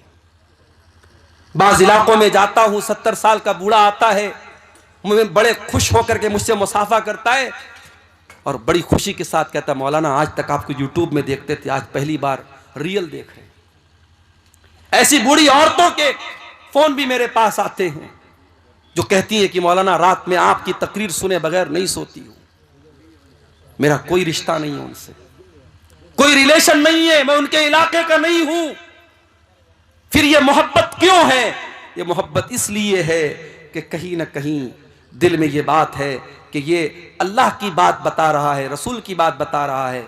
अल्लाह की मोहब्बत ये हमारे और आपके रिश्ते को जोड़ रही है। मेरे भाई 7 दिसंबर को मेरा प्रोग्राम था रतनी में, इसी कटिहार के रतनी इलाके में। मजबूरी आ सकती है, मिस हैपनिंग आ सकती है। शनिचर का दिन था, प्रोग्राम में मैं नहीं आ सका, छुट्टी नहीं मिल पाई। जिम्मेदारान मुझे आखिरी दिन तक फोन करते रहे। मैं 1 हफ्ता पहले उनको बता दिया मैंने कि देखिए बहुत सख्ती हो गई है, छुट्टी नहीं मिल रही है। लेकिन प्रोग्राम में मैं नहीं आ पाया। बाद में बहुत लोग नाराज भी हुए। लोगों ने वहां कमेटी वालों को कहा कि लोगों ने झूठ मूठ बात नहीं की, मौलाना से नाम दे दिया। हम सबको यह बात समझनी चाहिए, जलसे के मैनेजमेंट कमेटी को भी समझना चाहिए और आम पब्लिक को भी यह समझना चाहिए कि जिस मुकर्रिर को हम बुलाते हैं वो भी इंसान है। उसके साथ मजबूरी आ सकती है, उसके साथ कोई हादसा हो सकता है। और खास तौर से अगर वो इंसान किसी इदारे के साथ जुड़ा है, किसी बंधन में है, किसी मुलाजमत में है, तो फिर उसके साथ और मजबूरियां भी हो सकती हैं। हमें तमाम बातों का लिहाज रखना चाहिए मेरे भाई। मोहब्बत कभी कभी बहुत भारी पड़ जाती है। अब कहीं मैं नहीं पहुंच पाया, जलसे वाले जानते मेरी मजबूरी है, लेकिन आम पब्लिक नहीं जानती। आम पब्लिक जलसे वालों को दोषी करार देती है और वो लोग नहीं समझते कि भी किसी मजबूरी की वजह से मौलाना नहीं आ पाए। तो अल्लाह के नबी फरमाते कि 2 लोग जो मोहब्बत करते हो अल्लाह के लिए करते हो। पैसे के लिए मोहब्बत बहुत होती होगी, जमीन जायदाद के लिए मोहब्बत बहुत होती होगी। नेताजी आते हैं आपके पास, बड़ी मोहब्बत की बात कर रहे हैं। नेताजी वोट लेने के लिए आते हैं, साल भर फिर वोट मिल जाता है, फिर 5 साल गायब हो जाते हैं। मगर वो मोहब्बत कि रात में आप जब दुआ के लिए हाथ उठाते हैं तो आप दुआ करते हैं, वो मोहब्बत अल्लाह के लिए होती है। वो मोहब्बत के इंसान मर गया, इसी इलाके के जो बुजुर्ग उलमा दुनिया से चले गए, आज भी हम उनको याद करते तो उनके लिए दुआ करते हैं। ये मोहब्बत अल्लाह के लिए होती है मेरे भाई। वरजुलानी तहाब्बा फिल्लाही, कयामत के दिन अल्लाह ताला अपने अर्श का साया उन दो लोगों को देगा जो आपस में मोहब्बत करते हो अल्लाह के लिए, मिलते हो तो अल्लाह के लिए, जुदा होते हो तो अल्लाह के लिए। वरजुलुन क़ल्बुहु मुअल्लक़ुन फिल मसाजिद, और वो इंसान भी क़यामत के दिन अल्लाह के अर्श का साया पाएगा जिसका दिल मस्जिद में अटका हो। हमारा दिल तो मोबाइल में अटका रहता है, 1 मिनट के लिए मोबाइल डिस्चार्ज हो जाए हम बेचैन हो जाते हैं। कभी वो बेचैनी नमाज के लिए क्यों नहीं पैदा होती? आप मार्केटिंग करने गए मंगल बाजार, असर का टाइम आया, आप 2 मिनट 5 मिनट निकाल करके बाजू की मस्जिद में नमाज नहीं पढ़ सकते थे क्या? शाम को आप कहीं दोस्तों के साथ घूमने गए, इशा की जमात का टाइम निकल गया, घर वापस आए, आप घर वापस आकर के इशा की नमाज नहीं पढ़ सकते थे क्या? अगर नमाज की फिक्र होगी, नमाज की टेंशन होगी, नमाज की चिंता होगी, आप कहीं भी चले जाएं आपको नमाज की फिक्र लगी रहेगी मेरे भाई। वरजुलन क़ल्बुहु मुअल्लक़ुन बिल मसाजिद, जिसका दिल मस्जिद में अटका हो। अल्लाह के प्यारे नबी को नमाज की इतनी चिंता होती थी, इतनी फिक्र होती थी कि जब जंगे खंदक का मौका आया और दुश्मनों से लड़ाई का टाइम चल रहा था, दुश्मन हमला कर रहे थे, अल्लाह के नबी और सहाबा अपना डिफेंस कर रहे थे, उसी हालत में असर की नमाज का टाइम हो जाता है और जंग इतने जोर से चल रही थी कि जंग को रोक करके नमाज पढ़ने का टाइम नहीं था। यहां तक कि सूरज गुरूब हो गया और मगरिब का टाइम आ गया और असर की नमाज कज़ा हो गई। अल्लाह के प्यारे नबी किसी पर बद्दुआ नहीं करते थे, किसी के बारे में बुरा भला नहीं बोलते थे, लेकिन जब उन लोगों की वजह से आपकी असर की नमाज कज़ा हो गई, आपने बड़े गुस्से में बद्दुआ दी और आपने फरमाया मला अल्लाहु बुयूतहुम व क़ुबूरहुम नारा, अल्लाह उनके घरों को जहन्नम की आग से भर दे, अल्लाह उनकी कब्रों को आग से भर दे। शगलूना अनिस सलातिल वुस्ता, उनकी वजह से हमारी फजर की नमाज चली गई, माफ कीजिएगा असर की नमाज चलेगी, उनकी वजह से हमारी असर की नमाज चलेगी। नबी की एक नमाज छूटी है, छूटी भी नहीं, कज़ा हुई है, नबी को इतनी तकलीफ पहुंची कि नबी ने बद्दुआ की है। मेरे प्यारे साथियों, कभी गौर करना, रात भर जलसा सुनने के बाद अगर जानबूझ करके हम फजर की नमाज नहीं पढ़ते और इसको मामूल बना के रखा है हमने, हम अल्लाह को क्या जवाब देंगे? अल्लाह के नबी फरमाते हैं क़यामत के दिन अल्लाह तबारक व तआला अपने अर्श का साया उस इंसान को देगा जिसका दिल मस्जिद में अटका हुआ। और कभी कभी मस्जिद में जाया करो तो ये मत सोचा करो मस्जिद में झाड़ू लगाना ये मस्जिद के मुअज्जिन का काम है, उसको हकीर मत समझो। अरे मौका मिले तो मस्जिद की लैट्रीन को खुद साफ कर दो, मस्जिद के फर्श को खुद साफ कर दो। क्या पता जब अल्लाह ताला के नेकियों की कमी पड़ जाए तो यही एक नेकी हमारे काम आ जाए और अल्लाह कह दे कि मेरा ये बंदा मस्जिद में नमाजियों के लिए गंदगी साफ कर देता था, ये मस्जिद में झाड़ू लगा देता था, ये नमाजियों के लिए मस्जिद को साफ कर देता था। मेरे प्यारे साथियों, मस्जिद से अपने ताल्लुक को मजबूत करो, मस्जिद से अपने रिश्ते को मजबूत करो। अल्लाह के नबी फरमाते हैं वो इंसान जिसका दिल मस्जिद में अटका हो उसको क़यामत के दिन अल्लाह अपने अर्श का साया देगा। नंबर 6, वरजुलुन दातहु इम्राअतुन ज़ातु मनसबिन व जमालिन फ़क़ाल इन्नी अख़ाफ़ुल्लाह, और वो इंसान भी क़यामत के दिन अल्लाह के अर्श का साया पाएगा जिसको कोई खूबसूरत औरत और पैसे वाली औरत, मलका औरत, हुकूमत वाली औरत गुनाह की दावत दे और वो ये कह के ठुकरा दे कि मैं अल्लाह से डरता हूं। ज़िना का मौका मिले, बदकारी का मौका मिले और वो ठुकरा दे, उस पाक दामन इंसान को अल्लाह के नबी फरमाते हैं क़यामत के दिन अल्लाह अपने अर्श का साया देगा। आज हमारा नौजवान क्या कर रहा है मेरे भाई? ज़िना के मौके तलाश कर रहा है। किसी लड़की का नंबर मिल जाए, बार बार उस लड़की को फोन करके तंग करना, किसी का कोई फेसबुक आईडी मिल जाए। कितनी मुसलमान लड़कियां जो फेसबुक चलाती शिकायत करती हैं, अच्छे खासे जो बड़े दीनदार किस्म के लोग हैं जो दिन रात फेसबुक पर दीन की बातें करते हैं, वो भी प्राइवेट चैटिंग करने की कोशिश करते हैं। मोहतरमा आप क्या कर रही हैं, क्या खा रही हैं? मेरे भाइयों, जिना के मौके तलाश मत करो। अगर अल्लाह ने आपको जिना से बचाया है, बदकारी से बचाया, अल्लाह का शुक्र अदा करो, मौका मत तलाश करो। अगर आज तक अल्लाह ताला ने आपके दामन को इस गंदगी से बचा के रखा है, अपने भाइयों से भी कहता हूं, अपनी बहनों से भी कहता हूं, आइंदा जिंदगी में भी अपने दामन को बचा के रखो। इसलिए कि अगर गुनाह का मौका मिल रहा है तो ये शैतान की बहुत बड़ी चाल है और अल्लाह की तरफ से बहुत बड़ी आजमाइश है। और इस अगर गुनाह का मौका मिलेगा और फिर अपने आप को गुनाह से बचाना फिर आसान काम नहीं होगा। अल्लाह के नबी फरमाते हैं, वो इंसान जिसको कोई खूबसूरत औरत और पैसे वाली औरत गुनाह की दावत दे और वो ये कह के ठुकरा दे कि मैं अल्लाह से डरता हूं, उस इंसान को अल्लाह ताला क़यामत के दिन अपने अर्श का साया देगा।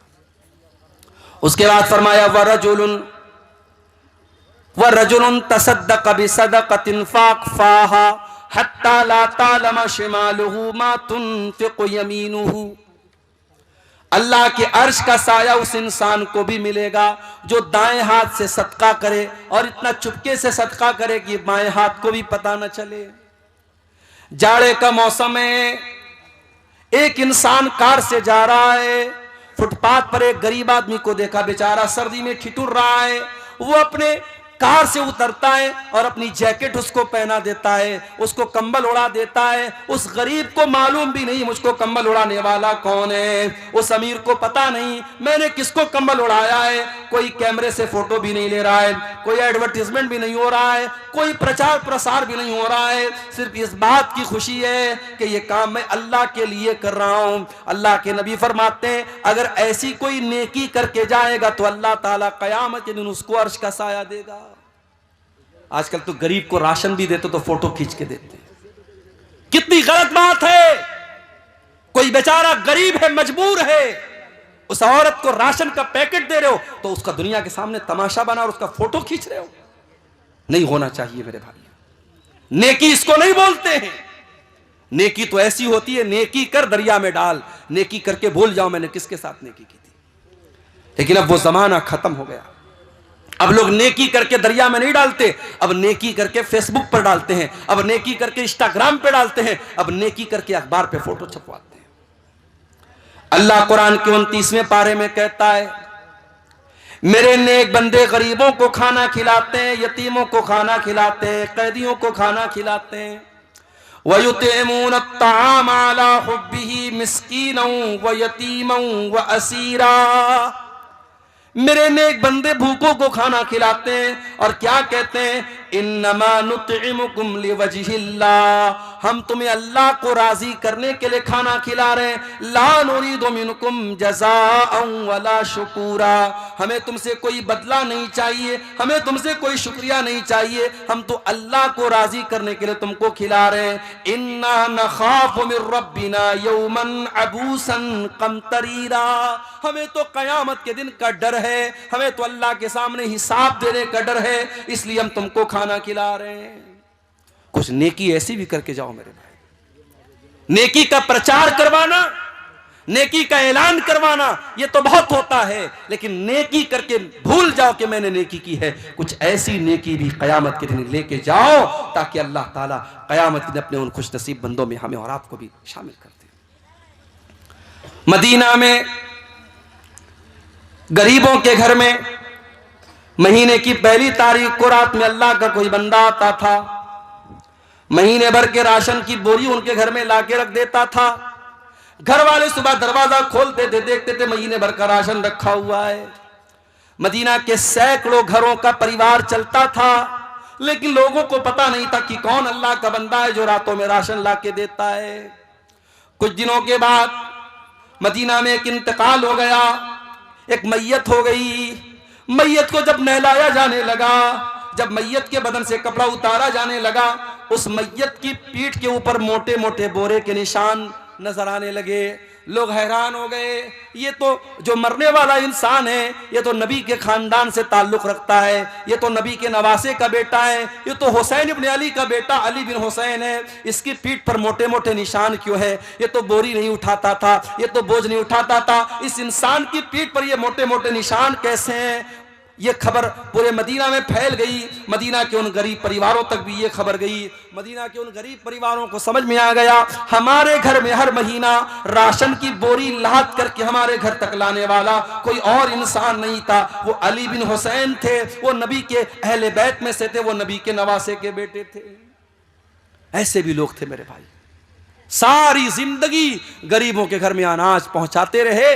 मरने के बाद जब नहलाया जाने लगा तब उनके पीठ के निशानों से पता लगा कि ये काम वो करते थे। हम और आप तो रियाकार हो गए मेरे भाई, दिखावे की दुनिया आ गई, हर चीज में शो ऑफ आ गया, हर चीज सोशल मीडिया पे हम डालने लगे। हज करने जा रहे हैं, मेरी बीवी कहने लगी, जब मैं उम्रा करने गया, बीवी कहने लगी कि हम लोग भी जो है जब तवाफ करेंगे तो आप अपना हाथ खाने काबा पे रखिएगा और मैं भी अपना हाथ रखूंगी और दोनों लोग फोटो लेंगे। मैंने कहा ये चोंचलेबाजी मुझको पसंद नहीं है। उम्रा करने आए हो भाई, तवाफ करने आए हो, वहां बैठ करके बीवी अपना हाथ रख रही है, शौहर अपना हाथ रख रहा है और दोनों फोटो ले रहे हैं ताकि दुनिया को पता लग जाए साहब मियां बीवी दोनों साथ में उम्रा करने गए। तो क्या है ये चोंचलेबाजी आज हो रही है। लोग मदीना के अंदर जाके निकाह कर रहे हैं। क्या कोई ऐसी दलील मिलती है कि मदीना के अंदर निकाह करने से सवाब बढ़ जाता है क्या? फेसबुक के ऊपर, इंस्टाग्राम पर वीडियो आता, रील आती कि साहब ये तो बड़ी खुशकिस्मत औरत है, इसका निकाह कहां हुआ? मदीना में हुआ। तो क्या हिंदुस्तान में और कटिहार में जो निकाह हो रहा है सब बदकिस्मत लोग हैं? अजीबो गरीब मंतिक है मेरे भाई। मसला याद रखो, निकाह मस्जिद के अंदर हो सकता है मगर निकाह मस्जिद के अंदर करना कोई सुन्नत नहीं है और कोई सवाब का काम नहीं। ये मसला याद रखो। मस्जिद के अंदर निकाह हो सकता है, लेकिन अगर कोई यह समझता है कि मस्जिद के अंदर निकाह करने से सवाब ज्यादा मिलेगा या मस्जिद के अंदर निकाह करना सुन्नत है, नहीं, सुन्नत नहीं है और ना इससे सवाब ज्यादा मिलेगा। कर सकते हैं, इजाजत है बस। लोग मदीना जाके निकाह कर रहे हैं और वहां औरत बाकायदा दुल्हन बन के आ रही है, लड़का दुल्हा बन के आ रहा है, फोटो खींचा जा रहा है, वीडियो बन रही है। क्या तमाशा हो रहा है मेरे भाई। नबी के शहर को क्या बना के रखा, नबी की मस्जिद को क्या बना के रखा आपने? हर चीज में शो ऑफ। और अब तो ऐसी वीडियो भी आने लगी कि दादा मर गए हैं, दादा का इंतकाल हो गया है, दादा की नाक में रुई डाली गई है, मैयत है, उनका जनाजा पड़ा हुआ है और पोता जो है वो सेल्फी ले रहा है, वीडियो साथ में ले रहा है कि I am with my grandpa, मैं अपने दादा के साथ हूं। क्या मतलब है भाई? मुर्दे को तो बख्श दो अल्लाह के वास्ते, जिंदों के साथ बहुत सेल्फी ले लिया आपने। अब्दुल गफ्फार साहब आए, स्टेज पर आने लगे, मौलाना साहब एक सेल्फी दे दीजिए, मौलाना साहब एक सेल्फी आपके साथ लेना चाहता हूं। भाई उलमा के साथ आपको सेल्फी लेने का शौक है, उलमा की बातों पर अमल का शौक है कि नहीं? आपको सेल्फी लेने का शौक अगर सिर्फ इसलिए है ताकि दोस्तों को बता सकूं फला आलिम के साथ मैंने सेल्फी लिया था, फला मौलाना साहब के साथ मैंने फोटो लिया था, सिर्फ अगर अपना शो ऑफ करना है, अपनी वाहवाही करना है, तो मेरे भाइयों बहुत गड़बड़ है ये चीज। हाँ, अगर आपको किसी आलिम से मोहब्बत है, उसकी तकरीरों को आप सुनते हैं और फिर उसकी बातों पर अमल भी करते हैं और फिर वो आलिम आपके इलाके में आता है और आपने कहा मौलाना आपसे बड़ी मोहब्बत करता हूँ, एक फ़ोटो दे दीजिए, तो ठीक है, मौलाना लोग भी आपका दिल नहीं तोड़ेंगे, वो आपके साथ सेल्फी ले लेंगे। मगर सिर्फ सेल्फी लेने का मकसद वाहवाही करना है तो ये गलत है मेरे भाई। शो ऑफ मत कीजिए। हमारा दीन शो ऑफ वाला दीन नहीं है, हमारा दीन बड़ा सिंपल, बड़ा सादा दीन है। अल्लाह के नबी फरमा रहे हैं, दाहिने हाथ ने सदका किया, बाएं हाथ को भी पता नहीं चला।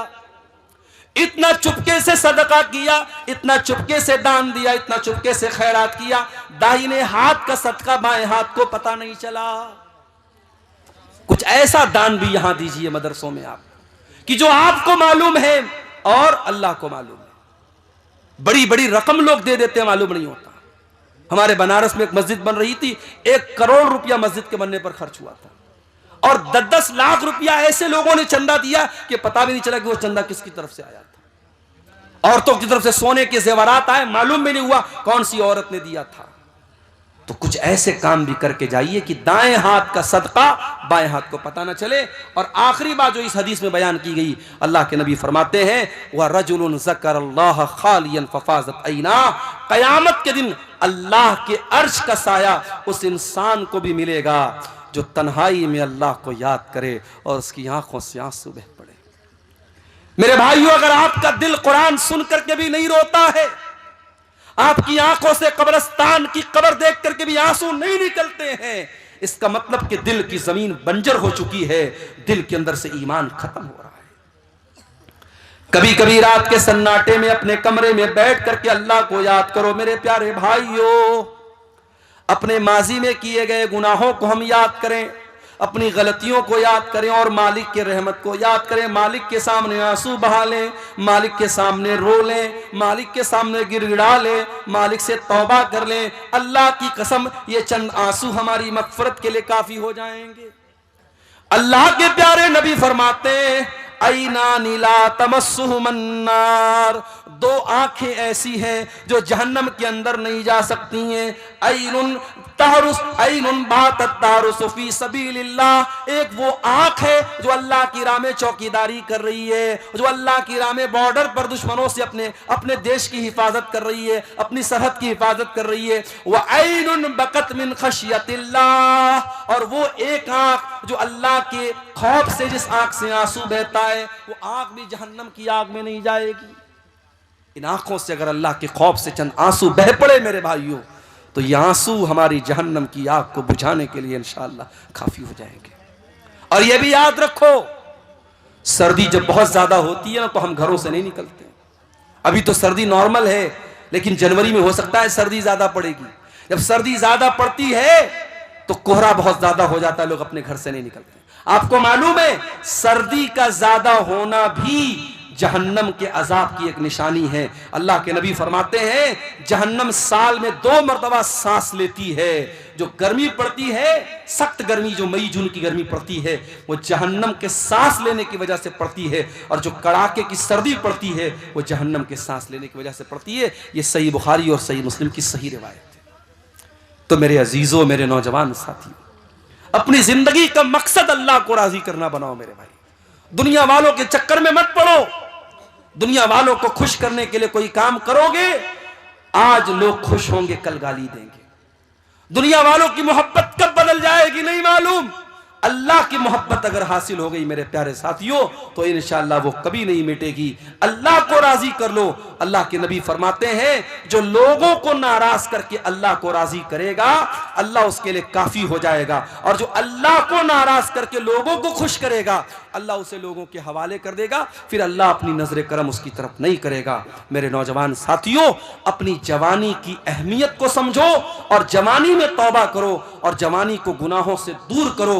ये जितने गलत काम आज हो रहे हैं हमारे नौजवानों के अंदर, इन्हें देखकर वाकई में अफसोस होता है, तकलीफ होती है कि आज इस उम्मत का नौजवान कहां जा रहा है। जब सुबह हम 4 बजे रोड पर निकलते हैं, गैर मुस्लिम नौजवान हाईवे पर कसरत कर रहे हैं। कोई पुलिस की में जाने की तैयारी कर रहा है, कोई आर्मी में जाने की तैयारी कर रहा है, अपने दुनिया की नौकरी के लिए और दुनिया के मकसद के लिए। एक गैर मुस्लिम नौजवान सुबह 4 बजे उठ करके सड़क पर, वो भी टी शर्ट पहन करके, लोअर पहन करके वो कसरत कर रहा है। और हमारा मुसलमान नौजवान रात में सिगरेट पी करके और जुआ खेल करके और शराब पी करके पड़ा हुआ है बिस्तर के ऊपर और फजर की नमाज में गायब है। मेरे प्यारे साथियों, ये सूरत हाल बड़ी तकलीफ दे है, ये सूरत हाल बड़ी तकलीफ दे है। आज उम्मत के नौजवानों को आगे बढ़ने की जरूरत है। हमारी तारीख बड़े रोशन नौजवानों से भरी पड़ी है। हमने तारीख में उकबा इब्ने नाफे को देखा है, जिसने बहरे अतलस में अपने घोड़ों को दाखिल किया था और कहा था अल्लाह की कसम, मोहम्मद के रब की कसम, अगर मुझे मालूम हो इस दरिया के उस पार भी कोई मखलूक रहती है तो मैं अल्लाह की राह में अपने घोड़ों को पानी में डाल दूंगा और जाकर के उस कौम से जंग करूंगा जब तक कि वो ला इलाहा इल्लल्लाह और मोहम्मद रसूलुल्लाह का कलमा नहीं पड़ेगी। हमारी कौम तो बहादुरों की कौम रही है मेरे भाई, हमारी तारीख तो बहादुरों की तारीख रही है। ये बुज़दिली की चादर हटा दो, ये मायूसी की चादर हटा दो। इस मुल्क की तारीख बड़ी रोशन रही है। इस मुल्क को आज़ाद कराने में मौलाना अबुल कलाम आज़ाद, मौलाना हसरत मोहानी और इसी तरीके से बहुत सारे उलमाए किराम ने अपनी कुर्बानियाँ दी हैं। आज इस मुल्क में जो हालात हम देख रहे हैं, हम मायूस ना हो। इंशाअल्लाह अगर हम मेहनत करेंगे, स्ट्रगल करेंगे, मुल्क के हालात की तस्वीर भी इंशाअल्लाह बदलेगी। ये 1-2 सवाल आए हैं, हम जवाब देकर के इंशाअल्लाह अपनी बात को खत्म करेंगे। एक सवाल आया है, क्या कोई नमाजी सफ़ें चीर कर दूसरे नमाजी को साइड हटाकर बैठते हैं तो उसकी इस्लाम में जायज़ की क्या सूरत है क्या? देखिए, ये बड़ा अहम मसला पूछा है जिसने भी पूछा है। मान लीजिए कि आप मस्जिद में गए और आगे की सफ में जगह नहीं है और पीछे आप अकेले हैं। अब अकेले सफ के पीछे अकेले नमाज पढ़ने से अल्लाह के नबी ने मना किया है, तो अब आप क्या करेंगे? तो कुछ लोग कहते हैं कि आगे की सफ में से किसी को खींच लेंगे हम। तो ये जो खींचने वाली रिवायत है वो सही नहीं है, ज़ईफ है। तो खींचना तो सही नहीं है। अब क्या करेंगे? वेट करेंगे। कितना वेट करेंगे? अगर ज्यादा वेट करेंगे तो नमाज चली जाएगी, रकात चली जाएगी। तो अगर रकात जा रही है या नमाज जा रही है तो आप अकेले भी सबके पीछे खड़े हो सकते हैं। अगर साइड में कोई जगह नहीं तो आप अकेले खड़े हो सकते हैं। अब आप पूछेंगे मौलाना साहब जब मना किया गया हदीस में तो अकेले क्यों खड़े होंगे? तो इसलिए क्योंकि ये एक्सेप्शनल सूरत हाल है, ये मजबूरी की सूरत है और मजबूरी में सबके पीछे अकेले खड़े हो सकते हैं। मिसाल के तौर पर अगर मर्दों की सफ लगी है और एक औरत को नमाज पढ़ना है तो औरत कभी भी मर्दों की सफ में नमाज नहीं पढ़ेगी, वो पीछे पढ़ेगी। तो अगर अकेली औरत है और आगे मर्दों की सफ लगी है, या मान लो मियां बीवी भी घर में नमाज पढ़ रहे हैं, शौहर नमाज पढ़ा रहा है तो शौहर आगे खड़ा होगा, बीवी पीछे खड़ी होगी। तो जब औरत सबके पीछे अकेली खड़ी हो सकती है क्योंकि वहां एक्सेप्शनल केस है, तो मर्दों में भी अगर मजबूरी है, नमाज जा रही है, अगर कोई आ रहा है, कोई वजू कर रहा है तो वेट कर लो, आकर के उसके साथ शामिल हो जाओ। अगर नमाज जाने का डर है तो आप अकेले भी सबके पीछे खड़े हो सकते हैं। इस मसले में यही सही सूरत हाल है इंशाअल्लाह। ईद और रोज़ा सऊदी के तारीख के मुताबिक हिंदुस्तान में भी उसी दिन ईद मनाए और रोज़ा रखे, तो क्या ये सही है? देखिए, कुछ उलमा का ज़रूर ये फतवा है कि हमें सऊदी के हिसाब से रोज़ा रखना चाहिए और सऊदी के हिसाब से ईद मनानी चाहिए। कुछ उलमा का ये फतवा है, मगर उन उलमा का ये कहना है कि सारी दुनिया में एक ईद होनी चाहिए और एक रोज़ा होना चाहिए, जबकि ऐसा नहीं है। हम जानते हैं कि हमारे यहाँ जो चाँद दिखता है वो सऊदी के चाँद से एक दिन बाद दिखता है आमतौर से।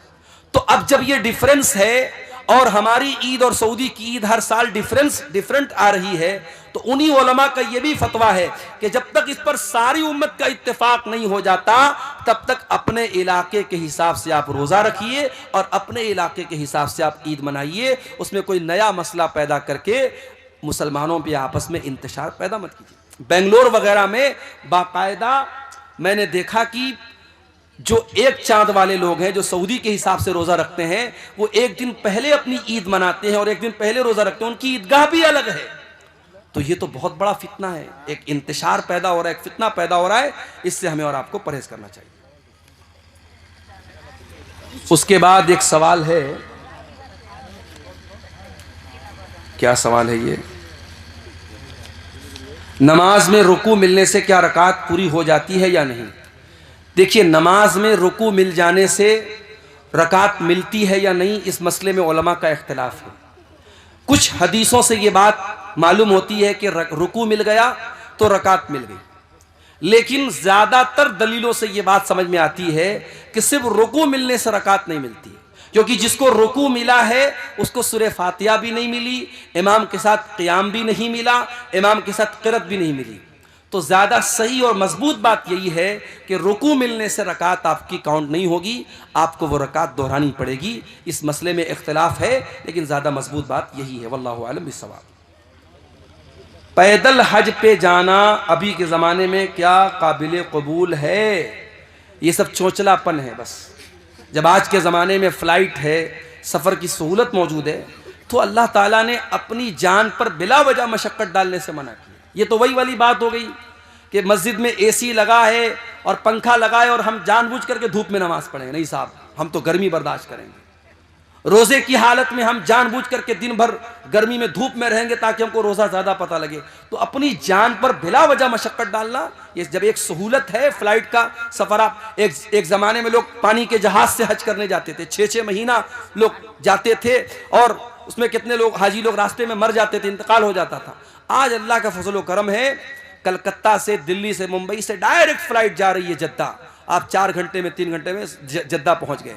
तो जो काम 3 घंटे में हो सकता है बिला वजह आप 3 महीने में करेंगे, ये बिल्कुल सही चीज़ नहीं है। अगर कोई मुसलमान लड़की किसी गैर मुसलमान से शादी होने के बाद वो लड़की तलाक लेना चाहती है तो उनका तलाक हो जाएगा? किसी मुसलमान लड़की का किसी गैर मुस्लिम लड़के के साथ शादी करना सही ही नहीं है। वो गलत है, हराम है, बातिल है, ज़िना है। वो इस्लाम में उस निकाह की कोई हैसियत नहीं है, इनवैलिड है वो निकाह। अब अगर वो लड़की तलाक लेना चाहती है तो अब जाहिर गैर मुस्लिम से शादी किया है तो उसी के मजहब के हिसाब से किया होगा, तो अब इंडियन कानून के एतबार से अदालत वगैरह से वो तलाक ले ले, लेकिन इस्लामी एतबार से उसको तलाक लेने की कोई ज़रूरत नहीं है। अगर उसे अपने गुनाह पर पछतावा है, अल्लाह से सच्ची तौबा करे और फिर किसी मुसलमान से सही तरीके से निकाह करे। उस निकाह को इस्लाम ने निकाह माना ही नहीं है, उस पर तलाक लेने की कोई ज़रूरत नहीं है।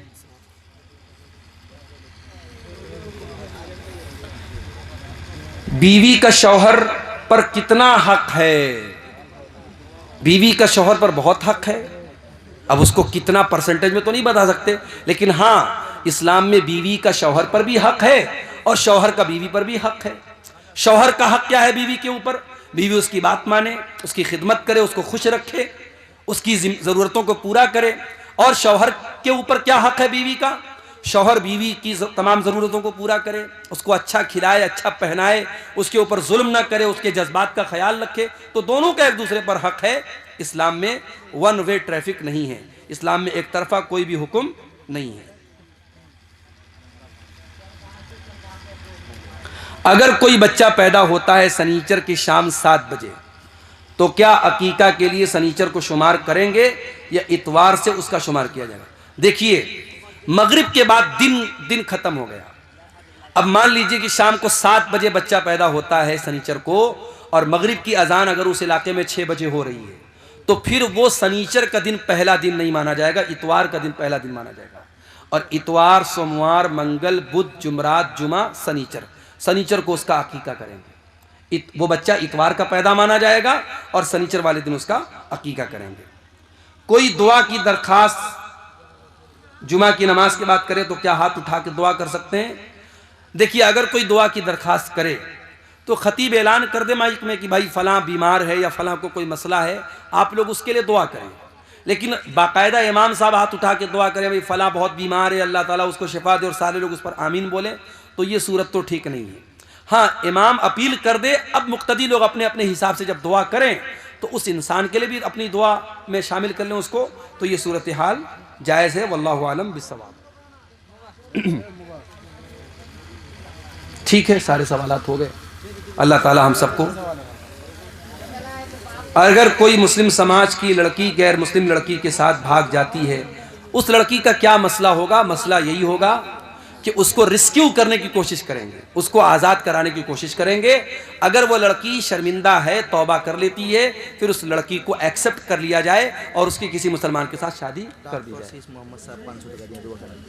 कौन किए हैं? डॉक्टर शीश मोहम्मद साहब ने ये गांधी जी के फ़ोटो वाली 500 की रकम जो है मदरसे का चंदा है ना, मदरसे के हक़ में दी। अल्लाह ताला इनके ताउन को कबूल फरमाए। अल्लाह ताला हम सबको अच्छे काम करने की तौफीक अता फरमाए, और हमारी कही जो बातें कही गई अल्लाह ताला कहने वाले को, सुनने वालों को सबको अमल की तौफीक अता फरमाए। आमीन। व आखिर दावाना अनिल हम्दुलिल्लाहि रब्बिल आलमीन।